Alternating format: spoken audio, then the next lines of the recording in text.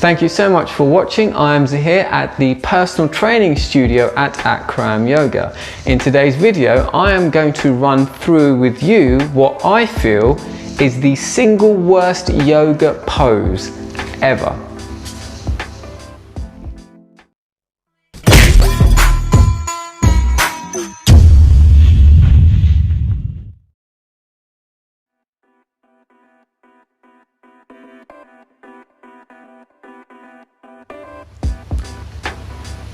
So, what is the worst yoga pose ever?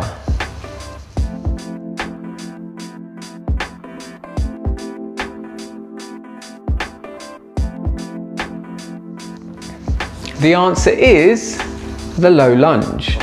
Now, a bit of context before low lunge lovers exclude me from their happy thoughts.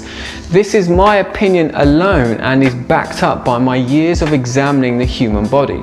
This is not me saying that the low lunge is definitively the worst yoga pose ever. It is, but again, just in my opinion alone.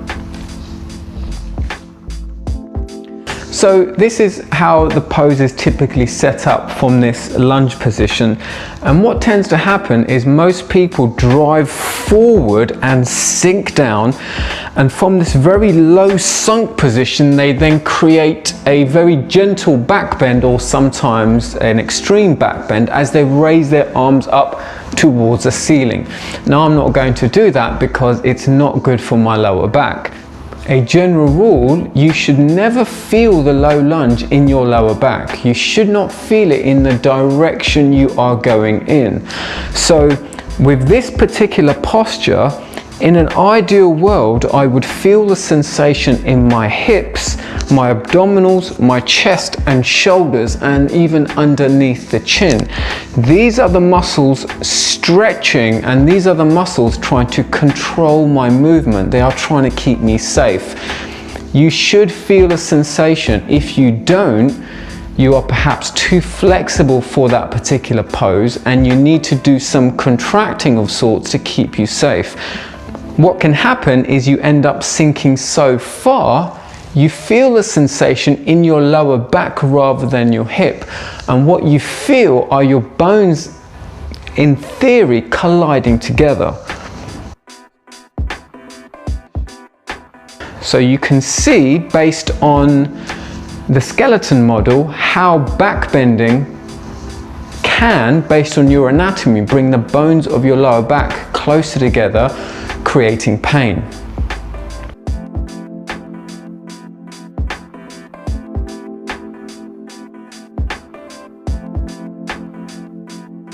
There's a very simple way to do that. I've created an acronym, TSB, for tilt, space and brace. So your pelvis in this position tends to tip forward when you go into your low lunge. What that does, again looking at the skeleton, is it brings the bones of your lower back too close together. There's not a lot of space. So what you do is you bring yourself up to this position. I'm almost 90 degrees at both sides. I gently squeeze my right backside muscle, which helps me tilt my pelvis backwards rather than forward. So the first thing I do is squeeze the backside, tilt my pelvis backwards, hold it there. The second thing I want to do is create space. So I lift up as if I'm lifting my ribs away from the belly button, and this is creating space, or more space, for the bones in my lower back. Final thing I do is brace. So by bracing, I'm imagining that I'm wearing a corset around my waist. Now the corset is tight enough that I know I'm wearing a corset, but not so tight that I cannot breathe. If I was to somehow measure the tightness of my brace or my corset, it would be 10–15%. This of course depends on your history of back pain. Because I have a long-term history of back pain, my brace is around 20–30%. If you've never hurt your back before, it might be 5–10%. what you're doing is you're just supporting your spine through the whole process so the bones don't collide together. So taking you through that once again, it's tilt, space, and brace. And now I go forward, and that's my range. I feel it in my hip, which is where I want to feel the stretch. And my low lunge is created from there. And I did not feel anything in the lower back.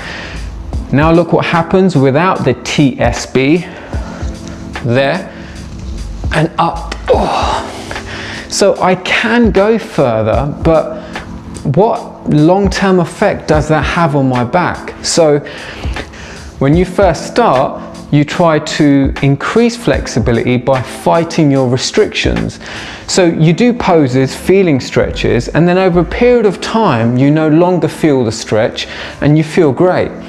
But afterwards, you need to start creating your own restriction to support your body. Because if your body has nowhere else to go, your bones just collide and compress with each other, resulting in a lot of difficulty and a lot of pain. So if you don't feel anything in your hip, create it, find it by tilting your pelvis backwards, squeeze the backside, create your brace and control your movement.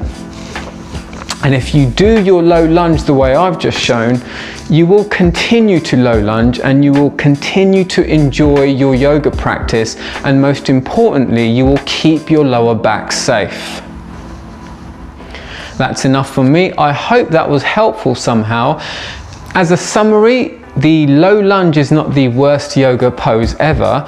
The low lunge, in the way it's generally taught with this sinking action, is the worst yoga pose ever.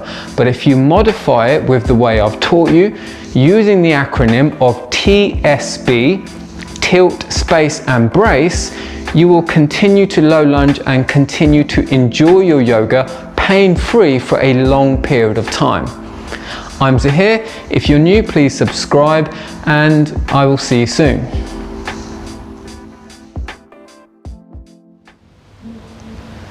There exists this very old school and romantic notion in the yoga world that if you persevere and persist, if you commit to a daily yoga practice, that you will do the yoga poses just as gracefully and as gloriously as your yoga teacher.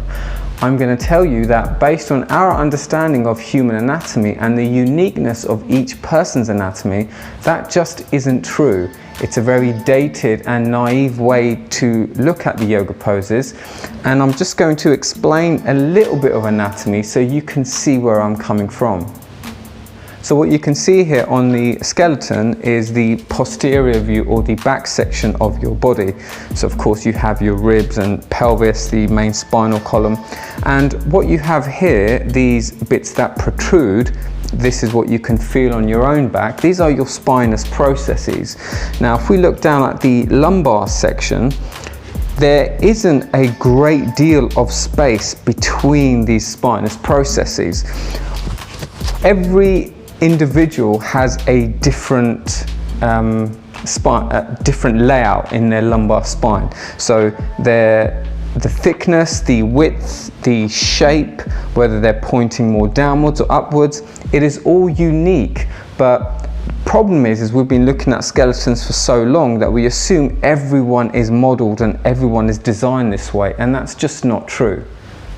There are so many bones, ligaments, joints, all around this lumbar sections, which manages, controls and is responsible for our movement, and all of those areas are unique. They are very, very different in each person. So coming back to these spinous processes, if I was to go into a back bend now from this position, standing back bend, if I felt my lower back, there is every possibility that I've reached the limit of my extension or back bending based on the size and shape of my spinous processes. Now, what can I do about that? If I persevere and if I commit and if I keep on pushing myself every day, I will end up in an extremely bad state. My lower back will be shot and will be in pieces because I'm not respecting the uniqueness of my anatomy and I'm not respecting what my body is telling me. If you feel pain or discomfort in your back bend in the direction you're going in, you have reached a point that you can't necessarily fight. A little stress when you go back is good always, because all the tissues in your body need some stress to become stronger. But you have to understand that you can't go further from that point.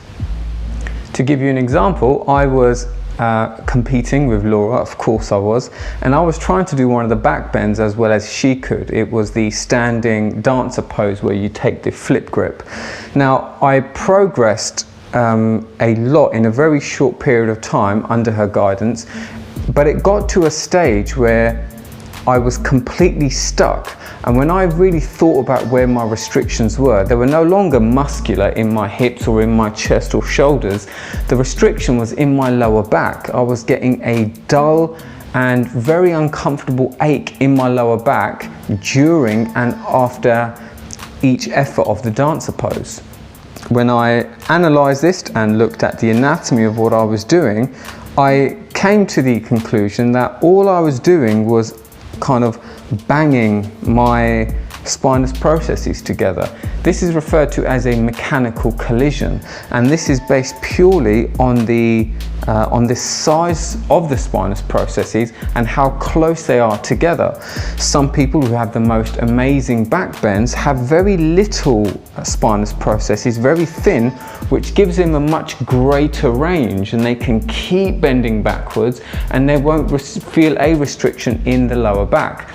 I'm not taking anything away from anyone who has glorious back bends. You know, Laura, for example, I'm not saying that she can only do those because of her anatomy. She's put a lot of effort in, as most of you know, but there will get to a point where you cannot go any further, and that is your structure, and there is nothing that you can do about that, regardless of what these kind of old school yoga teachers might tell you, that if you practice, all is coming.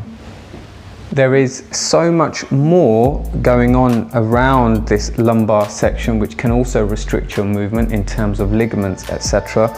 But just looking at the most obvious restriction, if you strip all the muscles away, are the bones in your lower back.